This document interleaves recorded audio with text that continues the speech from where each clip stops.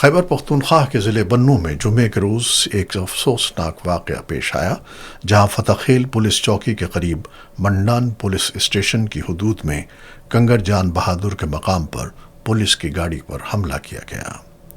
حکام کے مطابق یہ حملہ اس وقت ہوا جب پولیس کی بختر بند گاڑی معمول کی گشت پر تھی۔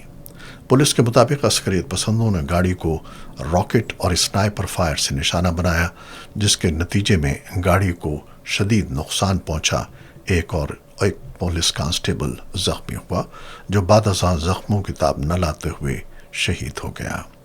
واقعے میں ایک عام شہری بھی زخمی ہوا، جسے فوری طور پر ڈسٹرکٹ ہیڈ کوارٹر ہسپتال منتقل کیا گیا، جہاں ڈاکٹروں کے مطابق اس کی حالت خطرے سے باہر ہے۔ حملے کے بعد سیکیورٹی فورسز نے علاقے کو گھیرے میں لے کر سرچ اینڈ کامبنگ آپریشن شروع کر دیا۔